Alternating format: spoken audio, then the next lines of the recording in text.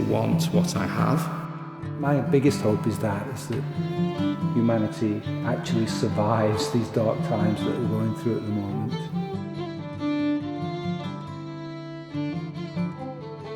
The old world is dead, and the new one hasn't yet been born.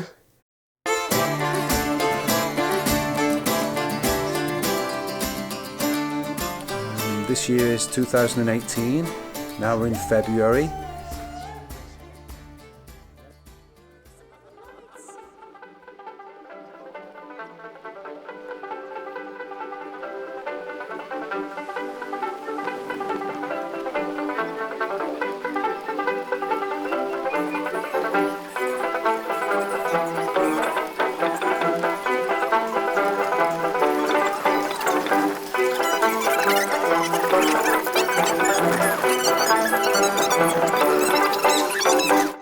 I am Virginia Kettle, and in Merry Hell I sing with Andrew, my brother-in-law.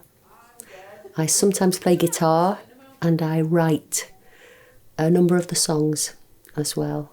It's a privileged position because it's unique. I've always written songs for 30 years, but I write a lot of songs now for Andrew to sing from the male perspective, and that's, I feel, a real privilege. Oh, hello. It's Damien, the manager. Hello, Damien. Hi, Nick. Can you let us in? No. This is John's set list, which nobody can read but John. And this is the deciphered version. It's been to Bletchley Park and it's been deciphered. It does belong in Quatermass or perhaps on the stage with Pink Floyd. So we will be kind of like Mellifluid or indeed Pink Hell. I'm Andrew Kettle. I sing in Merry Hell. In the daytime, I'm a welder. I'm a welder fabricator. I had a false nail, an acrylic nail, put on over the top of a split nail, which was cut down to the nail bed. John Kettle's First World Problems. I love that. I love working with all the band, but particularly with Andrew and singing with him, our harmonies and the position we've both found ourselves in. The age we are now, dancing to the Baker's Daughter, ridiculously, night after night, is a real joy. Chilies, yes, chilies. Italian sausage, pepperoni. Children, chicken with barbecue sauce, cheesy chips, but no sauce. And that's the level of my capacity. Thank you very much.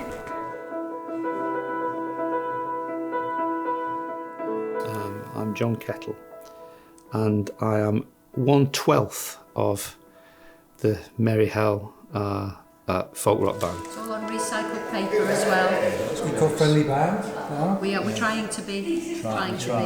Except that a couple of the male members produce a little bit too much methane. What can you say? The reason I say a 12 is that we have 8 performers on stage.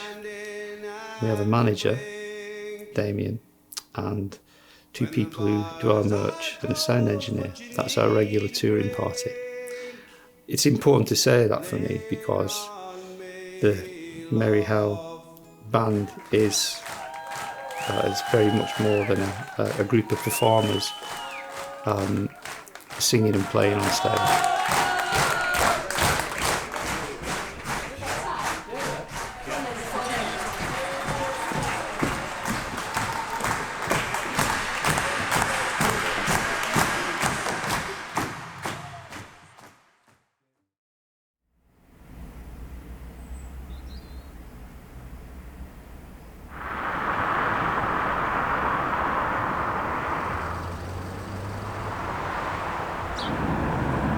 My name's Neil McCartney. I'm the fiddle player in a band called Merry Hell from the north of England.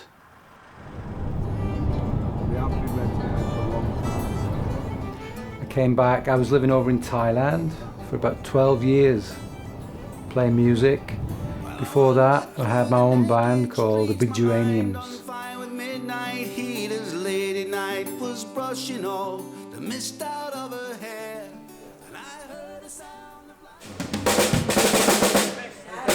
Am I right to you?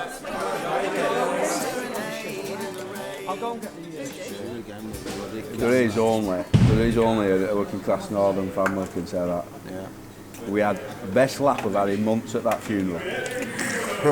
I had my son with me and we came back to England and resettled in my hometown where I reconnected with my old school friends, John, Bob. We were in bands when we were teenagers together. And I sat down on the loo and he came in and said to me, "Very good boy, mummy." My name is Bob Kettle. I play mandolin and bouzouki and a little bit of tenor banjo in the band. I like words and music and I jump about on the stage and generally love what I'm doing. Well, we're in the Peak District. We're like coming over to get to Matlock.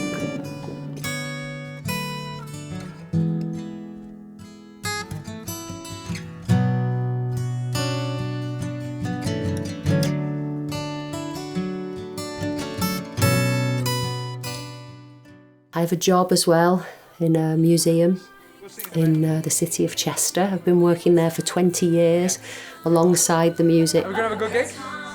And they've been my life really, woman and girl. I feel that samba bossa nova in my hips when I wear these.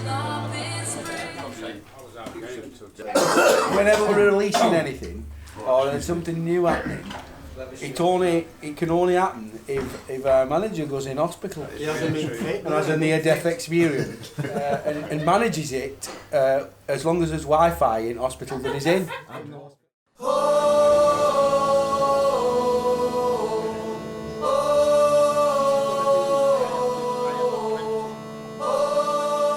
There's 4 people named Kettle in the band.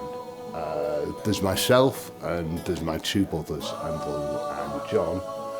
And then there's John's wife, Virginia. Oh, quite a lot. And that's sort of 1 less than the Jackson 5, but 1 more than the Bee Gees. Sweet John, and I said I love you, but don't cry, 'cause that ain't an order.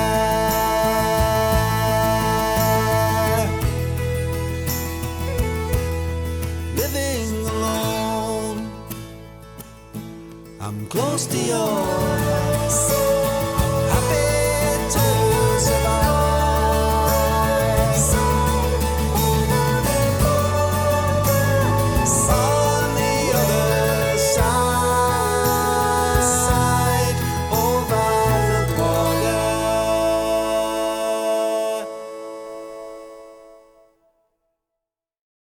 So I'm Nick, I play bass in Merry Hell. I'm the youngest member and also with Neil, I'm kind of like the most recently joined because we joined together in January of 2014, I think it was.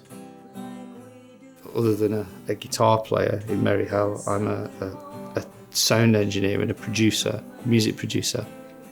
And that fulfills a big part of my role, I guess, in Merry Hell as well. Up to now, I've recorded all of our records and produced them, and also as well, I contribute songs to the band's catalogue as well.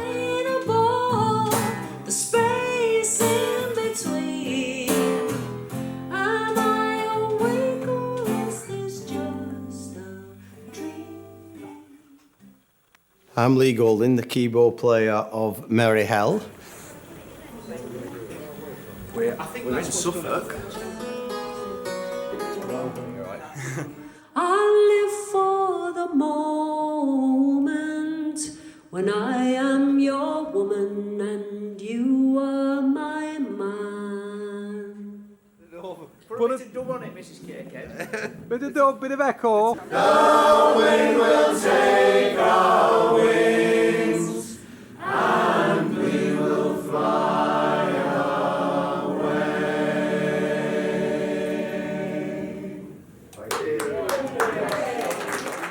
first started, we'd done some reunion gigs with our old band, and then it was sort of this idea that shall we have a band, you know, shall we have another band again, and we'll maybe have a laugh doing some gigs in our hometown in Wigan, you know.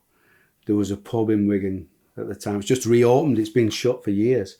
It's just reopened again, called the Tudor House, and all the sort of like local bands would play there. And we thought, every now and again, we'll do a gig in there. Maybe they might give us a gig in there, and we'll have a laugh, you know. I'm Andy Jones. I'm the drummer in the band Merry Hell, and I've been with the band now for about 6 to 7 years, something like that.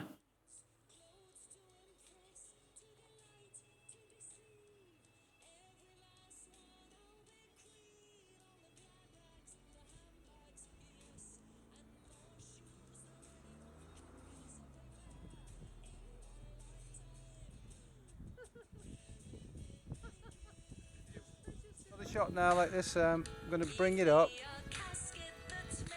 Go on, guys. You do. Why did I start writing songs? I really wanted to be an actor when I was young, from a very young age, and I realise now it's because it was the first thing from primary school that anybody told me I was good at. Go on, I will.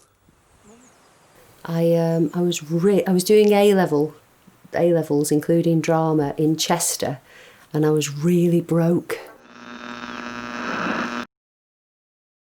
And I had no money, so I saw some people busking, and I thought I could do that. You know, I found a friend who could play the guitar, and we went out busking.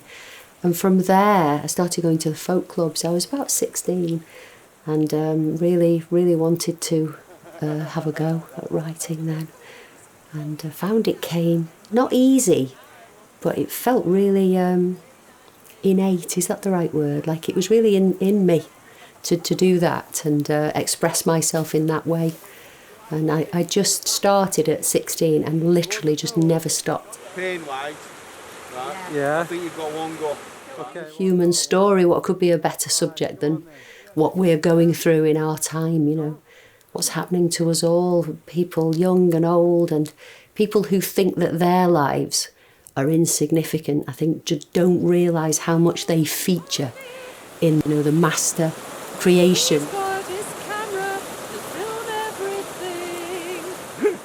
It's those little insignificant stories that have made this giant work that in your head you think, I'm going to take that little bit thing about you, I'm going to make it into a story. And loads of my songs have begun like that.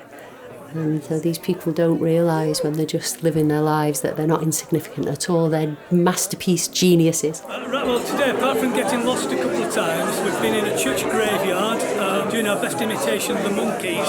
Andrew and Virginia in Victorian bathing suits in a river in the Lake District in what's laughingly called spring, but is really approximating winter. All fell into it really easy, didn't they? Don't make them laugh. It's like Monday morning.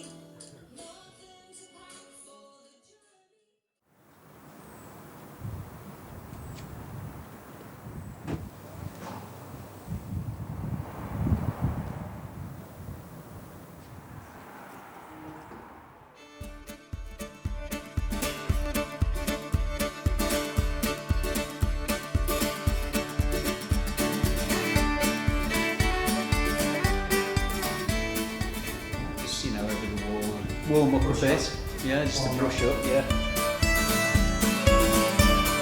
One day yesterday I thought you spoke. In the beginning I found myself in music by accident, you know.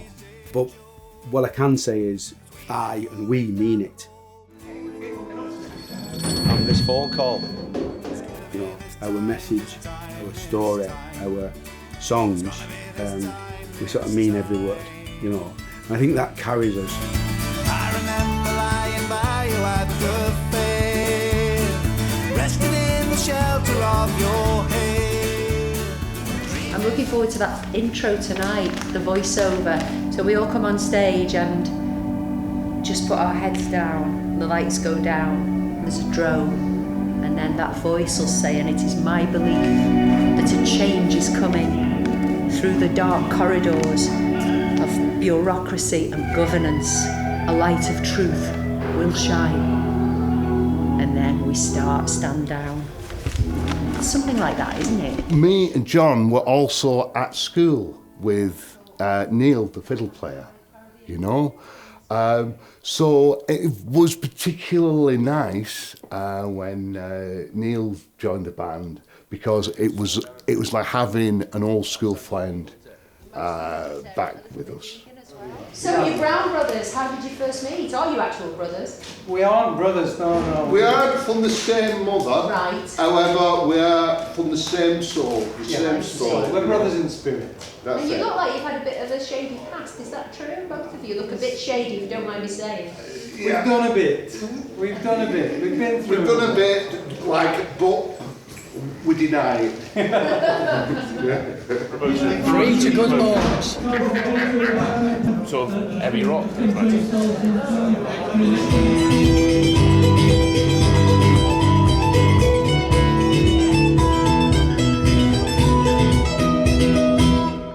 Writing songs for me always tends to start with, I get a line or an image in my head.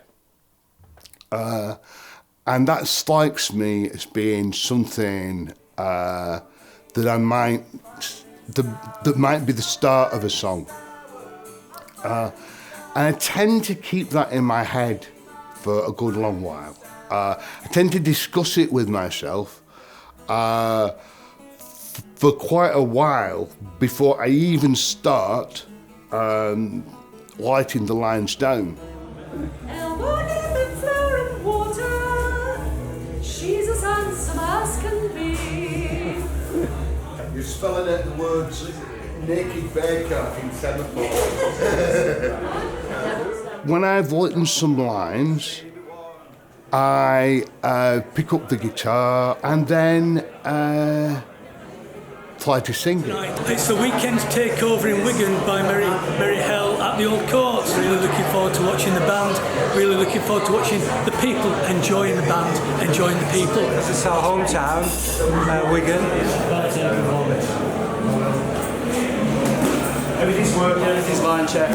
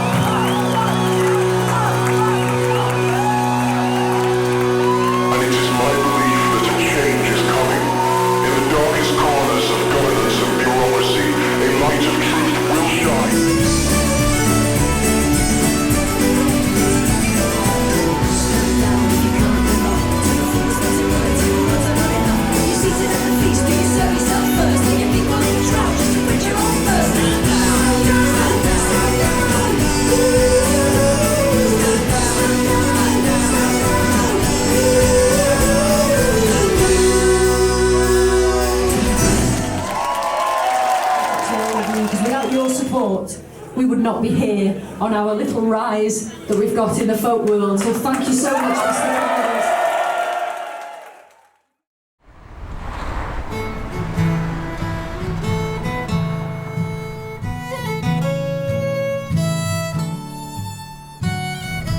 So yeah, I think I was talking about Bob Dylan and something on, I think it was the Martin Scorsese documentary.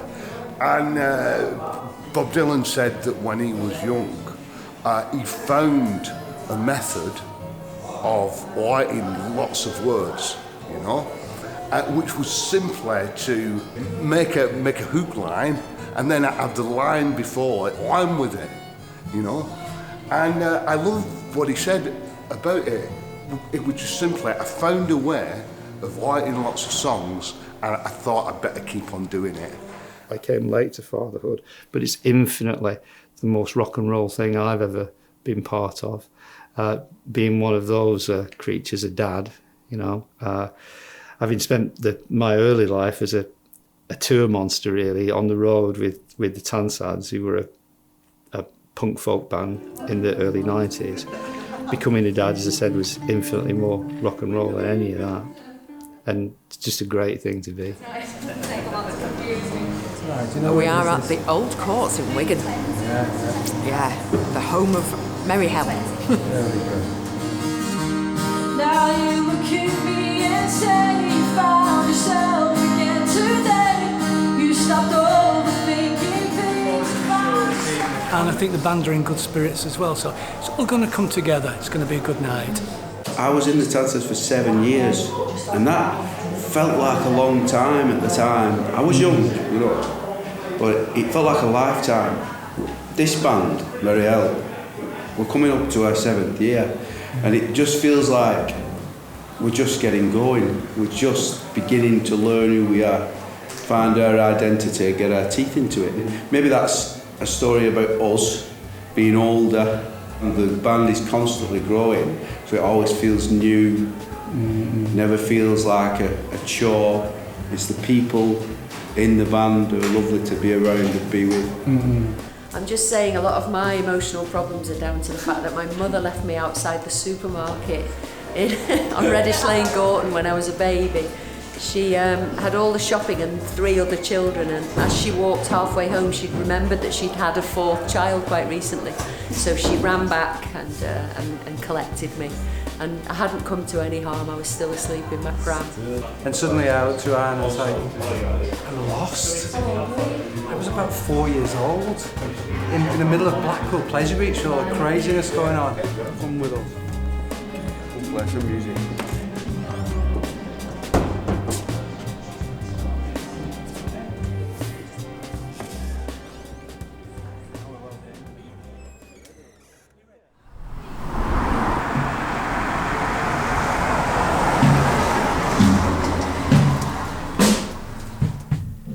Hello, I'm Keith.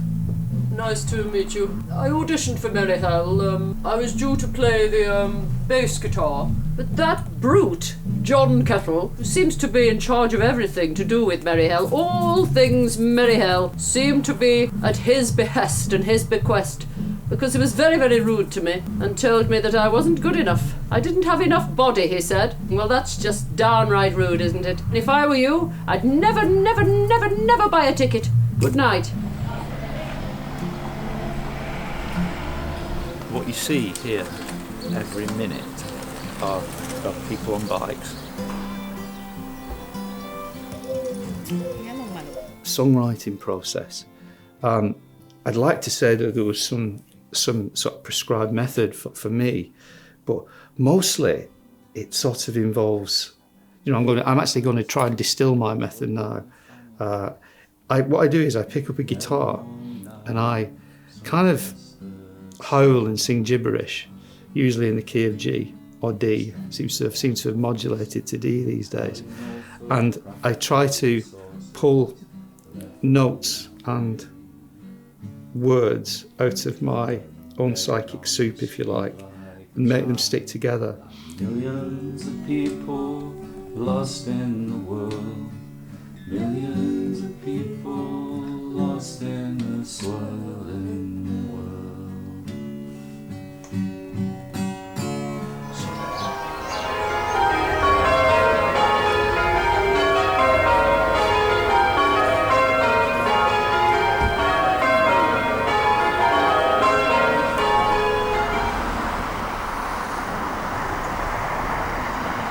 I'd grown up in an house with my brothers who had guitars, and they were the mates would come round. There was drum kits and all manner of stuff in the house.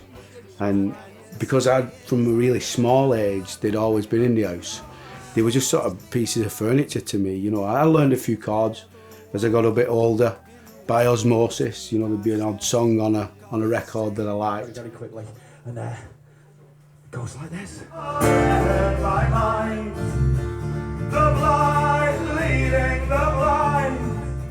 The first book that ever really blew me away was called Jonathan Livingston Seagull, and it's by a guy called Richard Bark. And I came upon it because I used to get the train from Manchester to Chester when I was really young, 16 again, going to college. And there was a girl who used to get on somewhere in Cheshire, used to get on at one of the villages, and she was the coolest girl I've ever seen. It must be a Filey thing, but we're thinking it's a niche market for the broken windmill teapot decoration. eBay, I reckon that's where it's going to go. She used to have her hair up in a pineapple, and then it'd come down like this, and she used to wear almost Jane Austen, like Georgian clothes, but with monkey boots and ripped leather jackets with all the arms ripped, and she was just the coolest girl, and I used to pretend not to stare, but just stare the whole time. And she was reading this book, Jonathan Livingston Seagull by Richard Bark, and I thought, well, I want to be her, so I'm going to find that book and read it. But actually, when I read it, it was amazing. It's sort of like a children's story. It's very short, and it's about a seagull that isn't satisfied with being a seagull.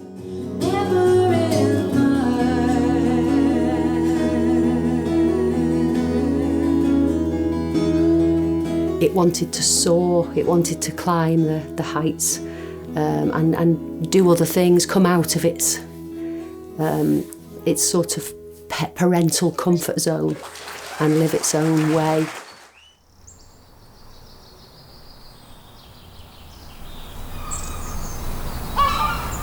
You'll probably find that it has its own natural... Yes. Oh, but the time it is over too soon. About my mate who I was in maths. I sat with him in maths. Little fella he was, but he'd grown up with all the women, especially his grandmother, and his sort of reaction to everything was like, "Oh, it's shocking, shocking," just like his grandmother. The first thing that really blew me away. I'd be a teenager, maybe 15, and I got a copy of a book called Demian by Hermann Hesse. The story's about a young man finding himself, realising that he's a little bit different from the rest of the herd. It's his spiritual journey, really. You ask the band members, what do you think we should be called? And you wouldn't believe some of the things that were suggested. But part of that is because you don't actually believe that you're ever going to go out into public, you know. Get thee gone then to the nunnery for dreamers and lay your head down in merry hell.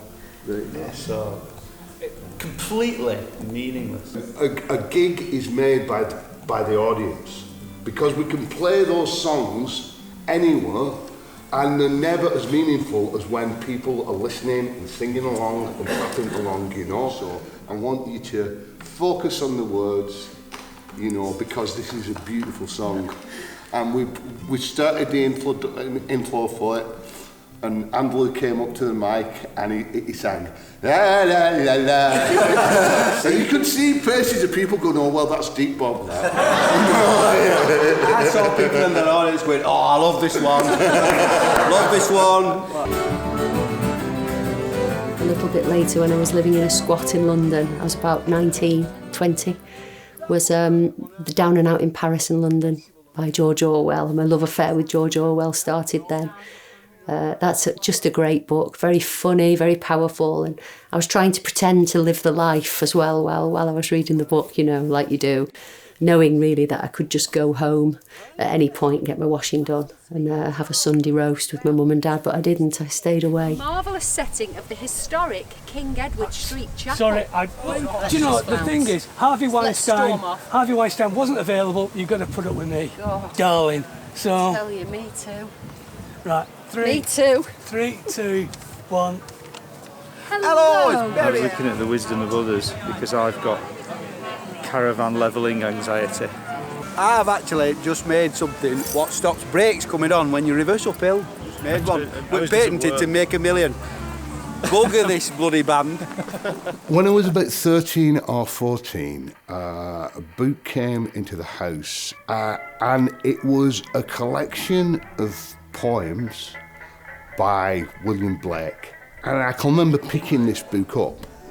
So it said, to see the world in a grain of sand, and heaven in a wildflower, to hold infinity in the palm of your hand and eternity in an hour. And I can remember reading through this book and reading about conversations between the poet and angels and devils and prophets from the Old Testament. I can remember reading about space flights to Saturn and monstrous sea creatures. I've been talking to the devil about this Merry Hell shit carrying on here.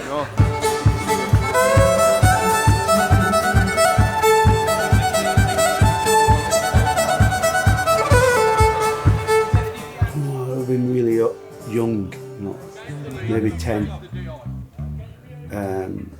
And Bob brought a recording, and he was a reggae poet called Linton Kwesi Johnson, and the actual song poem was called Sonny's Letter. And you can imagine that it was surrounding all the sus laws and the Brixton riots and all that kind of stuff. And this story describes this young man writing a letter to his mother saying, sorry, but I was assaulted by the police and I've retaliated. I told you that I would stay out of trouble, but they came at me first, and by accident he's killed this policeman. I remember listening to that story and listening to that poem and completely understanding it. But I also knew whose side I was on, which side of the tracks I was from. Ladies and gentlemen, what a fantastic band! Give it up for Merry Hell! I want a backstage toilet. I think then that's about it. So now, after having played a lovely gig in Uttoxeter, I'm driving to Wales and I'm going to run 10k tomorrow in Abersock on a beach in the street for fun. Why do I do this? Why do I do this? I'm just filming you working, John, so I'm not helping you. But they're only little. They're only little. So if you like a egg, you have to have two because they're only small. But you know what? When you break them open, yolk stands up like that, and it's like bright yellow because they just live in it, feel like that. Amazing. Bantam eggs, the future. Come on. It's a good example to all of us. He is. Oh, example. Are you going to the hospital for a egg? It's like, how do you do that? That was his posh accent. How are you going to the Hale House? Where are you going now? Hexetler. Songs, they come to me in almost like in colours. I definitely see images like you would if you were making a film. I'm feeling really emotional. And Neil was saying, well, it has hormones that are very close to women's hormones, soya milk, and have your breasts been tender? So they were genuinely serious about this conversation. I was talking earlier about the small, insignificant detail of people's lives, and I start to build a story from there. He's watched the thousands of videos in the internet about the correct manipulation and operation of a caravan, but I failed to do so. And before, when I disconnected the caravan, I did not detach the breakaway cable. So Lee, you play the gravel, don't you? I do, yeah. It's getting a little bit thin, to be honest. We need a little bit more investment into the gravel. Yeah, in fact, must be a 5mm pea gravel. That's a must. Anything bigger just does not sound the same. It doesn't have the same ring. Yeah. Love is actually much stronger and much more welcoming and much more powerful than bitterness and hatred. So I suppose that's what it's about. Yeah, shaky things with like peas and bells and things like that. Yeah, when I'm good and ready, I shall reveal to the world my welding song. Oh, I can't wait. So I might be driving along and try not to crash, obviously, but I start to see little stories and images, like little vignettes, really. And then I want to write it down. I've been known to pull over on the road and start writing. Hi, we're in Uttoxeter, aren't we? We're in Uttoxeter at the Acoustic Acoustic Festival.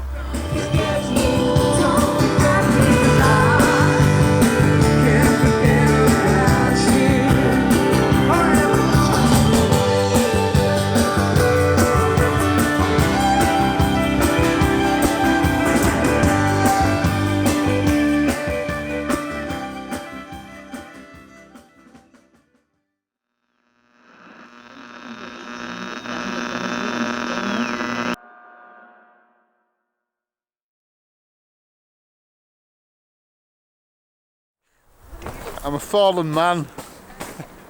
Look at the state of me. Not my usual sartorial, elegant look at all. Favourite album probably got to be 5 Leaves Left by Nick Drake. A friend at university just gave me a copy. He said, you probably like this, you played guitar, you might like it. And ever since then, I've just totally in love with that album. There's some sort of Celtic influence there and a pop influence as well. Anything goes really in Merry Hell. But I reckon that what I'm always trying to do, Blood of Christ, don't put that in it, is reflect early sort of musical experiences, which would have been for me listening to hymns at St Matthew's Church in Highfield in Wigan. Those melodies, just absolutely all of them, I used to find really sort of emotional and sort of inspiring. Even though I left the bosom of the church as a teenager, you know, I lost interest in the ideas that the church had to offer. Merry Hell it is. The melodies absolutely stuck with me in a way that even stronger than pop music or rock music ever did, I think.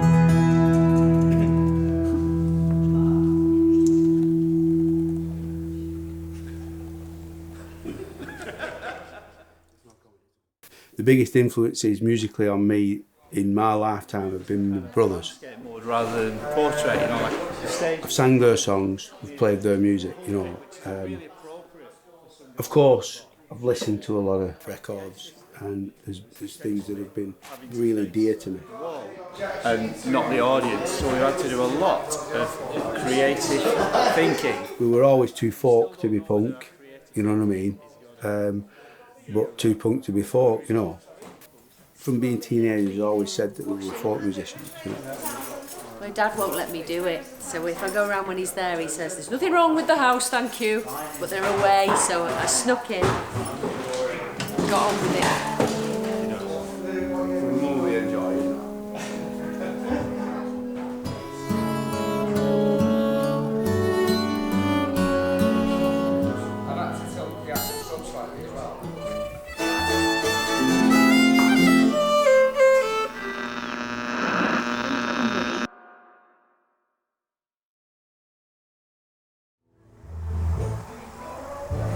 Very long journey, 3 minutes, 3 whole minutes from the hotel.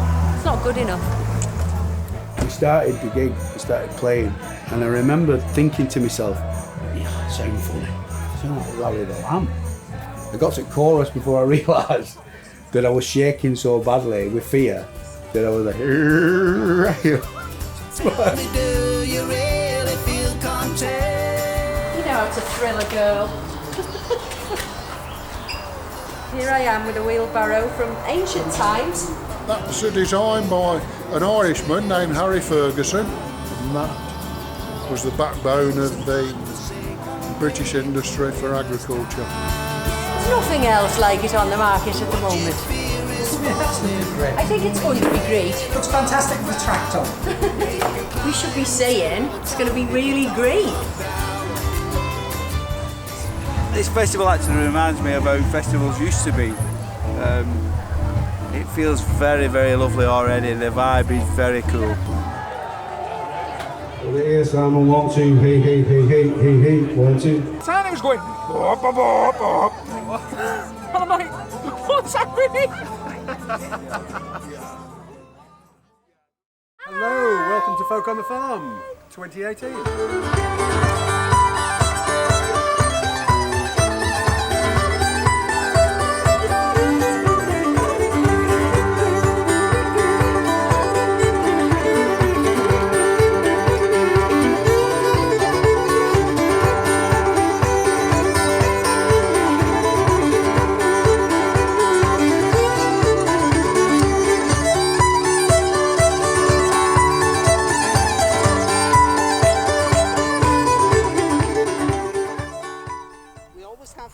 On our campsite. I was into Lord of the Rings. A friend of mine, Paul Bibby, suggested I should read Lord of the Rings. And probably when I was about 17. And blew my blew my mind. Hello, I'm a customer. Shall I try it? That would be wonderful, madam. What do you think? I'm tasting hollyhocks and creosote. I'm getting memories from the early 1920s. What I found in Lord of the Rings was, apart from it being a wonderful escapism, in other words, you could enter into that world, the world of Middle-earth, and it would become real, was that the characters all seemed like me. It's like if you put all the characters together, they make a human being.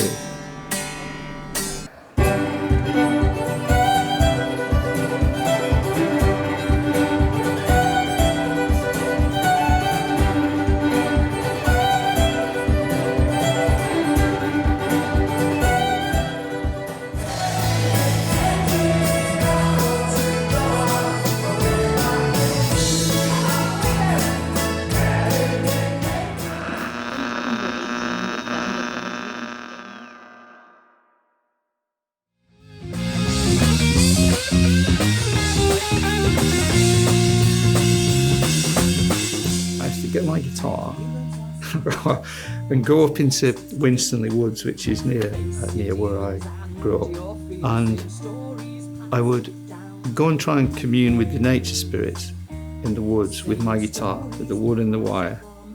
I believed that possibly there was magic in the woods. First time? It's our first time, and we're really excited to be here. Crop Ready is a festival that we absolutely love, and even to be on the fringe of it is very exciting for us. So, William Wigan, my hometown, the town in which I was born, in 1966, you know. But the town really took off economically in the 1800s, and it was founded, really, that economic boom was founded on coal and iron. Not that the people who lived here ever saw any benefit from that.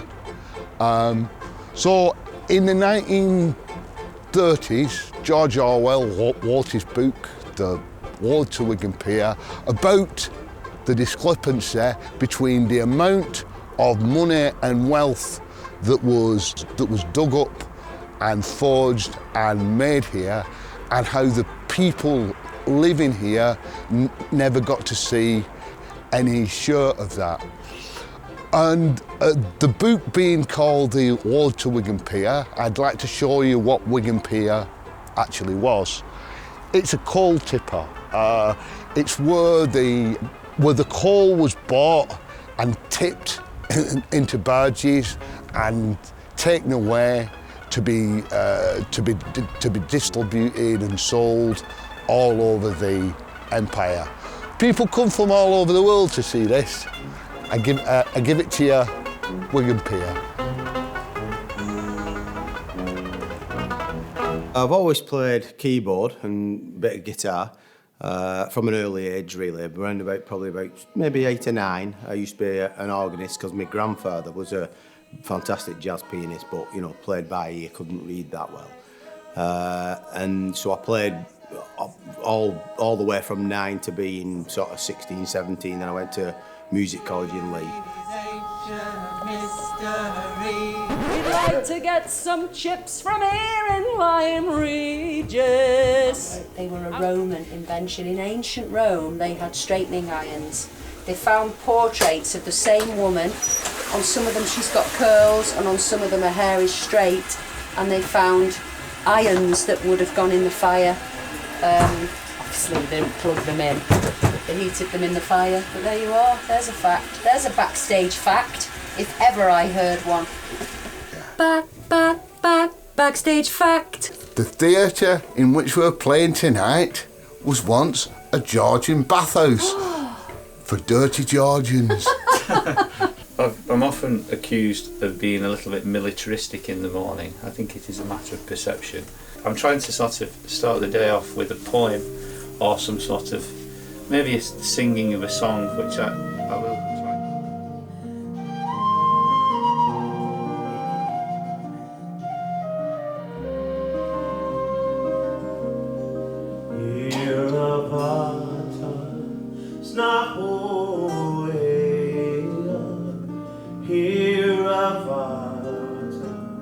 Snahoroe,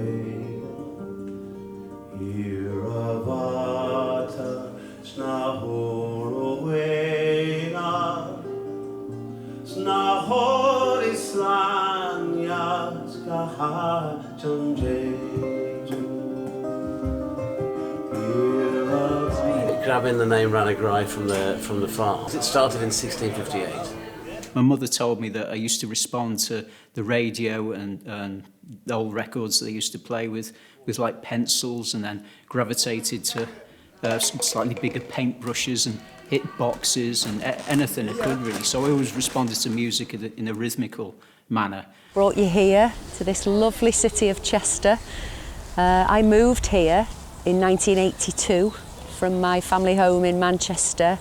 As soon as my O-levels were finished, my parents moved us lock, stock and barrel to this enchanted city of Chester, and I fell in love with it straight away. Had some fantastic years here, and my love of heritage began here, as well as my love of generally playing the fool. Started to play music here, learned to play the guitar, and this bridge means a lot to me. It's the Suspension Bridge in Chester, across the River Dee. It was built in 1923, and it actually swings on a windy day. And as a teenager, aged 16, 17, we used to come out of the nightclubs that we went to, and we used to stand on here, hold on to the rail, and then we used to jump down into the river below. There's a sign now that says you can't do it, but at the time there was no such sign, so we took that to mean that that was perfectly acceptable. I'm glad to say we didn't die. We had a great time. It was very exciting. So as I got a little bit older, 17 and a half, I started to notice in Chester a phenomenal array of ancient buildings. So I brought you to see this anchorite cell, it's called.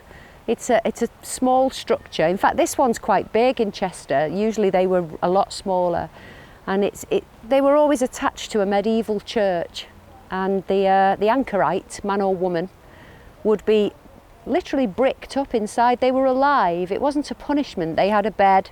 They'd be given food through a little hatch every day and water, but they would live a constant life till death of prayer and contemplation. People would visit the anchorite and speak through the hatch and say to them, please, pray for me, pray for my troubles and my family. And they would spend their days praying for other people until the day they died. So after I'd written my first song, I really got the bug for songwriting, acoustic music, and I searched around for a folk club I could go to, and I found the Raven Folk Club here in Chester. It used to be down by the river, and then it moved venues to this fantastic pub built in 1664 for the Earls of Shrewsbury. It's one of Chester's most historic buildings. Let's go inside. Fancy meeting you when I walk into the Bear and Billet pub. Nick Mitchell, one of the organisers of the Raven Folk Club for all these years. How are you? Oh, okay. Bit of a coincidence. Good. A bit of a coincidence indeed. Do you remember the first time you came when we were in the rowing club, when you came down to the folk club? I remember it was a very long time ago. I'd heard Marlena on the Wall by Suzanne Vega.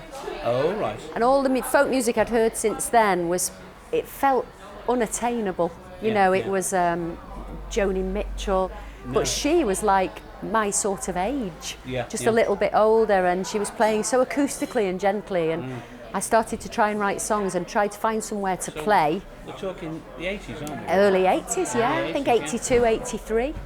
Oh, it's good to see you anyway. Cheers. Cheers. Jenny, great. Good evening, everybody. All people one. We come in peace, the order came to cut them down.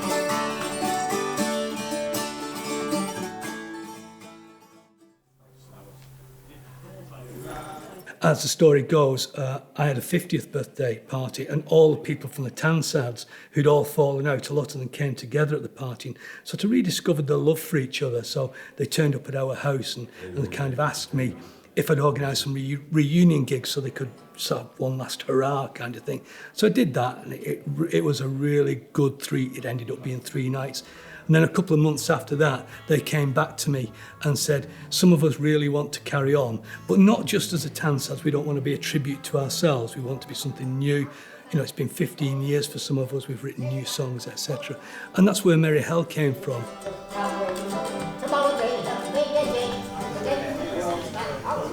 With Merry Hell, Reg Muros, Jules. Jules just relaxing backstage. The guy said, we're feeding you tonight, it's roast beef and Yorkshire pudding, and Damien said 6 of them are vegetarians. Are you all veggie? Have you got a vegetarian menu? He said, yes, it's Yorkshire pudding. Great songwriting, dynamic music, fantastic musicianship, and they're all right good folk from Wigan and all. What did you father, eh? Fantastic. Please welcome on stage, great friends of Settle and this festival, Merry Hell, let's hear it!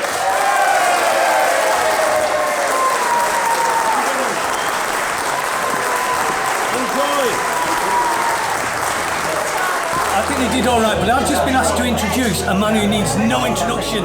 Ladies and gentlemen, it's McCartney!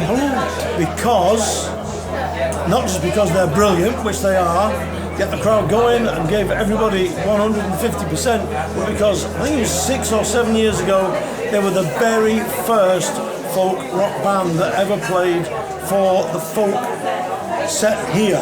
It wasn't the festival, it was the very first folk on Sunday, and it was huge, it was enormous. I'll never forget, we did the gig, and there were people from all over thinking, they're not from Settle. Some of these folk talk different, like, you know, but it was a fantastic night, so I thought, 5th year, who are we going to have to finish the festival? It's got to be them. And thanks to Mike, our fear of Yorkshire has virtually disappeared. Ah, but you're all right, you're all right. I've had a word with all the mafia around here, you're safe.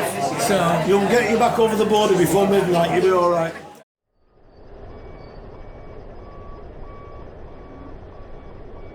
It was myself and my mate, Paul Ettles, who one night we'd been in the Wigan Pier nightclub, and a kind of sense of doom and despondency and sort of very real and intense boredom had descended on us.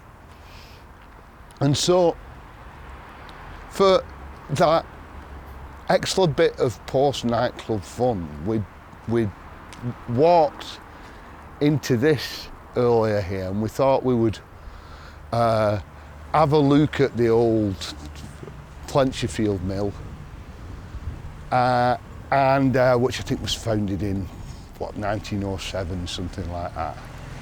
And once we got over here, we thought it might be an idea to scale it, to climb it, you know, for a bit of a laugh or whatever. And we started climbing. It would have been a fire escape, pretty much like the one you can see over there.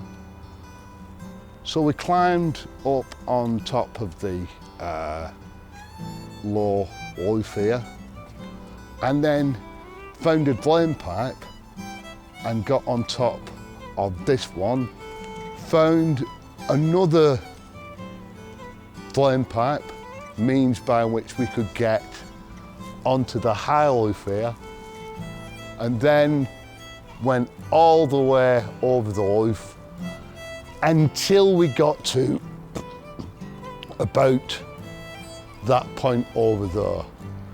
It had been our original idea to climb right to the top, but once we realised how high it was, well, kind of sense and survival instinct prevailed, you know, and I can remember standing on the edge of that roof there and looking down and thinking, geez, this is high.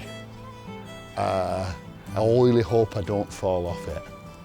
And you know what? That feeling has been with me ever since. And every time I think about it, a little pulse of pulse of fear comes into me, and then a pulse of gratitude that I'm not actually dead. Okay.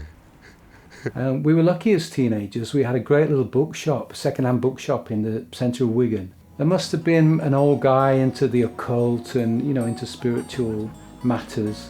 He must have died and all his book collection went to this second-hand shop. Then we done a gig in Wigan, the next thing, and it was absolutely packed out. We went down a storm, we were awful. I went outside after the gig and I was sort of saying, I can't do this, I can't be out in a band anymore. I can't be humiliated like this. And a man heard me and he said, what's up, lad? And I said, I've just been on stage, we were awful. I said, I'm embarrassed, you know. And he said, no, lad, he said, you've eaten humpback rabbit brown dish. I'll translate, a humpback rabbit in a brown dish, like an earthenware dish. And he meant we were working class. We were like everybody around in that club in the town. And for some reason, that spurred me on. Absolutely, absolutely. One of the most exciting things in folk music right now, I do believe. Here we are, the Commoners Choir. This common land is a Nazi-free zone. Get back on your bus and go home. Hi Neil, and welcome to the Wigan Diggers Fest. Please give a big Wigan Diggers welcome to the Commoners Choir. Get off your ass! Get off your ass! Get off your ass! Singing in the dark time, singing. Your voices were stunning. You know, even if you're going on stage and playing big loud electric instruments, the bit in a dressing room where you get to sing with 4 or 5 other people. Voices together, there's something, you can't beat that.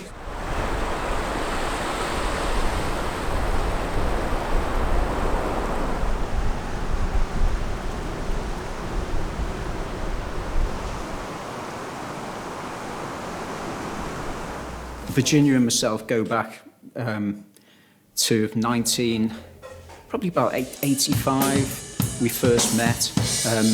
We got a band together called Hank and the Wolf, and we spent 12 months in France, in the south of France, just about scraping by and not starving. And George III is well known for having gone mad in his later life, but partly in his younger days, one of his aunts had told him that she would take him to Bognor. And apparently in his last days he'd been clinging on, looking forward to finally visiting Bognor. But with his last breath he was urged to exhale Bugger Bognor and gave it up and died instantly. The equivalent of Photoshop, really. You know, they made you look a little bit better. You know, I think Cromwell was the man who said, you know, who coined the phrase "warts and all," meaning I want a true likeness of myself. You know, but Anna Cleves, I think it was Anna Cleves, the pictures had been sent. I think Francis Holbein, was the painter, and he'd been brought in front of Henry VIII, and he'd gone, that, you know, fancy her, like, you know, we'll have a bit of that. But when she arrived, she was at best very plain. As they were walking the dog, they came across Lord Derby, and Lord Derby said, "What are you doing on this land? It's private property." And McCartney said, "Well, we're doing nothing wrong. We're only walking the dog." He said, "Yes, but it doesn't matter, it's still private land. My forefathers fought for this land." So McCartney said, "Well, I'll tell you what, I'll fight thee for it." And the thing about Ashmole was he firmly believed in alchemy in the 1600s. And what that meant to him was, if only we could find the lost language of Adam, then they could change this fallen world back to the Garden of Eden. This was so firmly believed at the time that Acts of Parliament were passed, so that the British government could seriously or search and look for the lost language of Adam, because that would be the solution to all of our problems. you know. So I think it's probably going on today with this Brexit business as well. Knife thrower's assistant, she's not finished writing it yet. Yeah, it's black and it's got beads here and then a big feather thing with chains down the side, really 1920s. And she said, it's all gone a bit rotten, but I thought of you. I'm irritated by everything I see around. Yeah. I'm in the most beautiful place, but I'm slightly irritated. Scrimshaw, which is stuff that's carved as whalebone normally. Here, Scrimshaw, go and get me a brew. Good boy. Next year.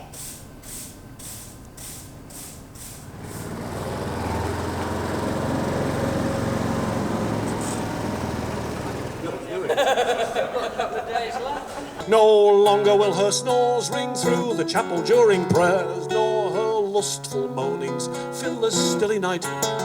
No more empty bottles of altar wine come clunking from her cell. No longer will the cloister toilet seats stand. Another one was, I've forgotten my guitar, apparently. He's come a lot to gig. Yeah, well, he's behaved himself and just... Your support has been phenomenal, just phenomenal. It makes us want to just carry on doing this forever, so thank you all very much. An harmonious thing goes on all the time, so and I'm glad about that. I'm really glad about that. You know, I mean, back in the day, years ago, we would argue quite a lot, Bob. You know, we as brothers, we would argue quite a lot.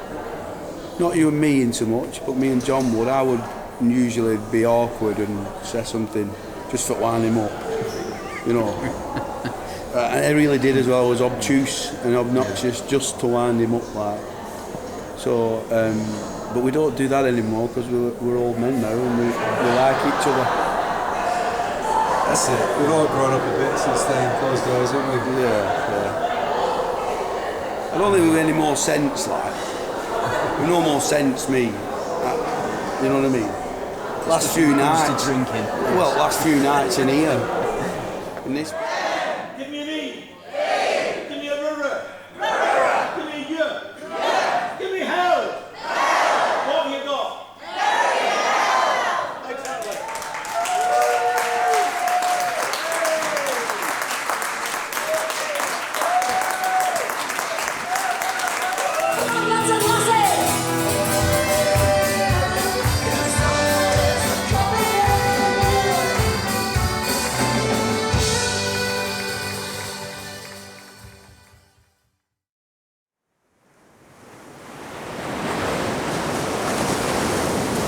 People ask me sort of, you know, they see the band up on stage having a fantastic time and you know, people ask me, what do you get out of being a manager? And I said, well, you know, wouldn't you want to see that? Wouldn't you want to be part of that? Because it is, in a way, it is a family, you know. I mean, obviously there's three brothers and Virginia in there who are family. But then again, there's you, who's been around the Kettle brothers for, you know, since your teenage years. You know, Lee was in the Tansads, Andy Jones was in the Tansads. So, you know, there is a family vibe. There's only really Nick who's Johnny come lately in that respect. But, you know, he's just fitted into that, you know, sort of family thing. I've just had it pointed out that they've erected a special sign to get people to be careful around the manager, you know. Jeff Sargison's the name, and at the moment I'm Programme Director of Costa del Folk. I'm torn between Merry Hell and Gary Stewart's Graceland as the best bands around these days. And so that family thing is really, I think, part of what drives the band on as well. Everybody pulls for each other and everybody believes in each other as well. There's a tremendous spirit about the band that people can see on stage, people can hear in the songs, and being around it, you can't help but feel it, you know. So.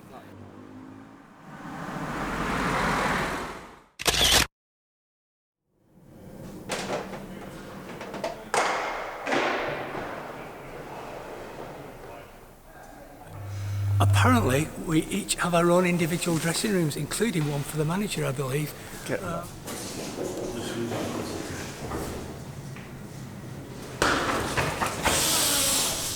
This is a new song, new tune, Bob. What's it called? Mind That Child. Mind That Child. Oh, I know why. We reckon this tune came from an ice cream van that used to come in our street. It was a lovely time when we were very small. There was a man who came. He came in his ice cream van, and he was Italian, or so he said. But if you annoyed him, he did slip into quite a thick Wigan accent, and he would send you away, throwing tubs of ice cream at you. He was. That's quite a lovely memory of ours growing up in Wigan. Italian Freddie, who was actually from Plattbridge. For the first time in Merry Hell history, I've got my own dressing room, look! That's me, Virginia Kettle, that's my name. This place is massively famous for a certain bird, and it's famous for housing or accommodating the bearded tit. And I really fancied going into those rushes and pretending to be a bearded tit. To be honest, John, you've had plenty of opportunity and you've played the role very well on many occasions. Thank you very much, Virginia. Say, what's the secret to great comedy? I don't know what is... Timing. The biggest influence at an early age was probably like Wings, you know, Paul McCartney, what they were doing, Beatles, all back catalogue and stuff. And then when I went to music college, obviously that, you know, the sort of diet of music opened up massively. You know, and obviously being in this band with, you know, real sort of quality writers, it's good, you know, it's great because it pushes me forward.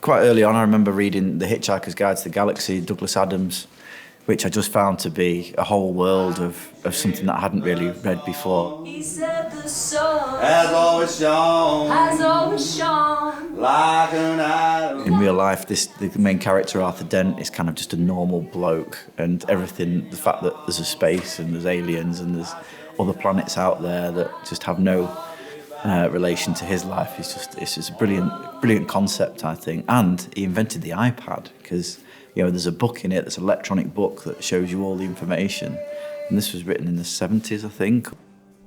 But now I've got a mortgage. I used to be the cock of the school, but now I'm just a no-bill-paying, tax-evading fool. But sir, I want the rolling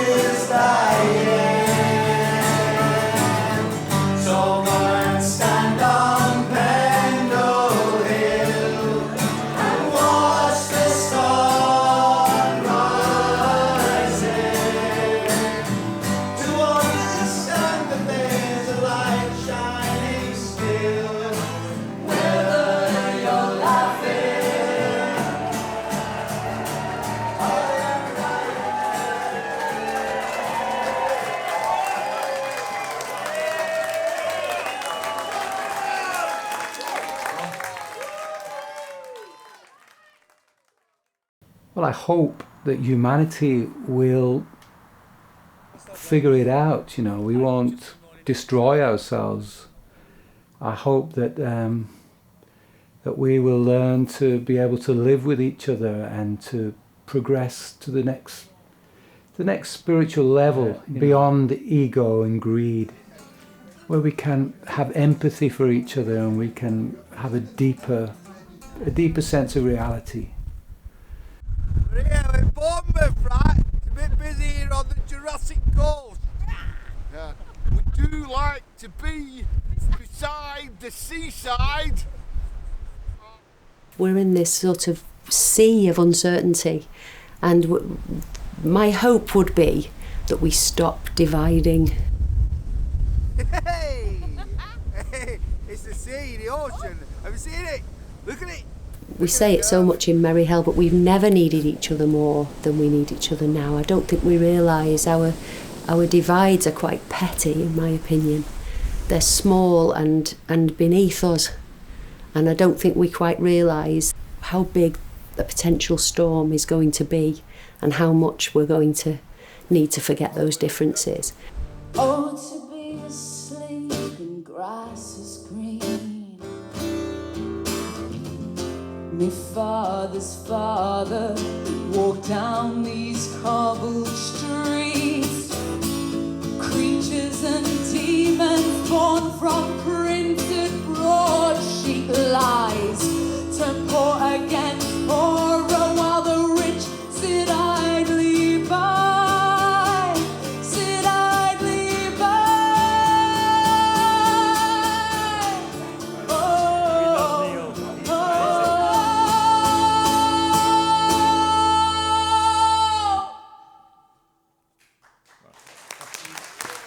Our great kindness as a nation, our great talent, and the fact that we have always come together, you know, regardless of rich, poor, young, old, the races that make up our country as well, the minority people.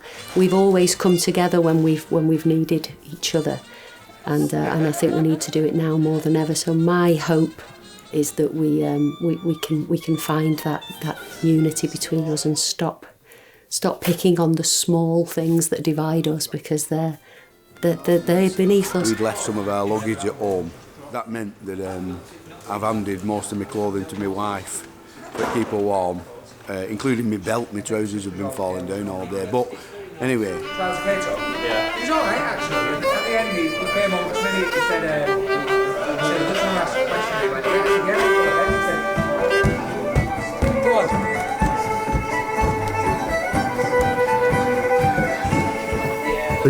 As I'm talking now, our country and the world seems to be in many states of conflict. You know, differences between people, certainly in our nation, seem to be growing and widening. I'm not sure there's an easy answer to any of that as I look at it. I think what I'm going to try to do personally is just try and preach the unification message, because as many differences as we might have politically, culturally, we share many common things as well. It's just at the turn of 2019. And in the recent years, we've seen something happening in the world in which the idea that there's insufficient aggression and violence and selfishness has become very powerful. And we've seen that not only in the United States with Donald Trump, but we've seen that happening all over Europe and the UK too. And it appears that the lessons that we learned from World War II, with all the millions of deaths and destruction throughout the world, has been forgotten. In that case, being less selfish and more kind and more compassionate becomes an act of resistance. What I hope for the future is for more kindness and more cooperation in the world. It's been a while. It's been a while, and I've missed you. I have missed you so much. Love the camera. Yeah, the camera loves me. Do you know what? I have missed you with that camera. I don't get it in my normal life way when I'm not being like a fabulous folk rock star. I don't get this sort of attention, and I sort of should have it really every day. When I'm at building site, there's nobody filming me. What's going on, Neil?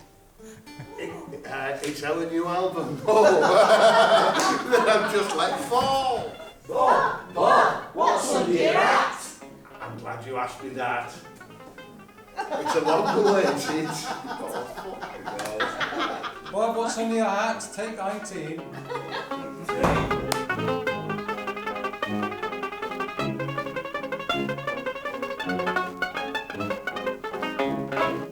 I would hope that eventually we're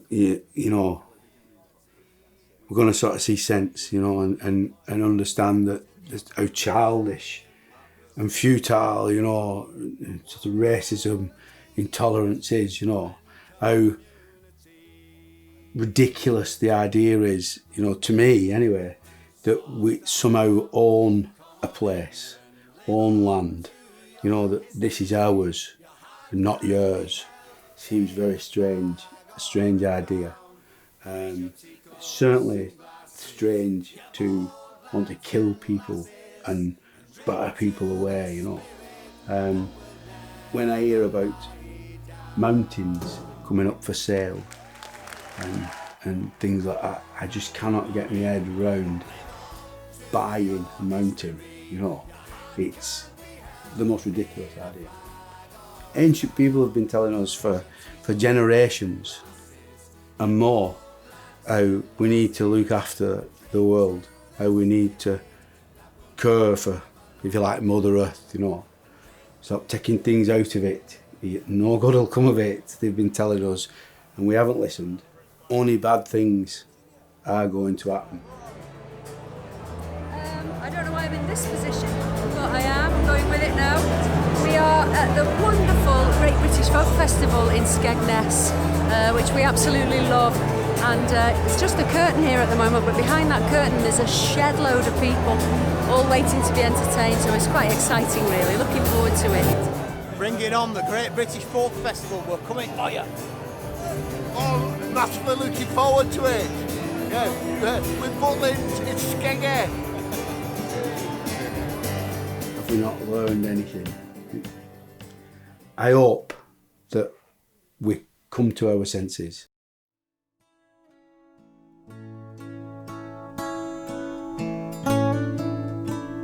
Here's a song to the weary, the fractured, the broken. Hope for the foolish, a word to the wise. A new day is coming, so keep your eyes open. Don't shut out the light of the sun on the rise.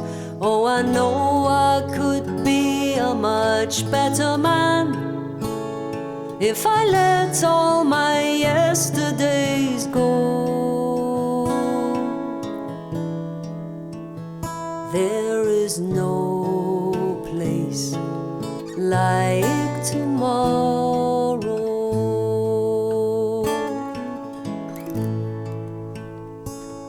If your past has cast a great shadow upon you, faith is a shipwreck washed up on the shore. Let the fresh air of morning breathe gently down on you. Blow dust from the cobwebs behind the closed door. Oh, I know I could find a much better place spring melts the ice and the snow. There is no place like tomorrow.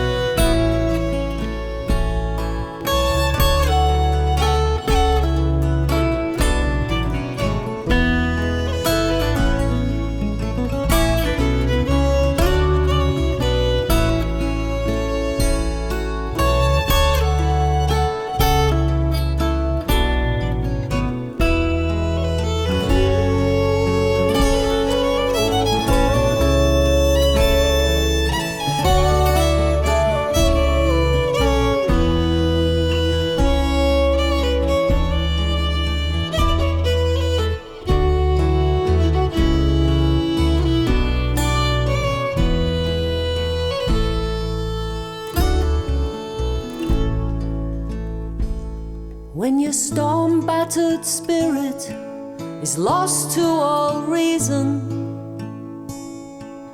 blinded you cling to the edge of the night. A new dawn is waiting behind the horizon. The whole world looks different when seen at first light, and all that was hopeless and desolate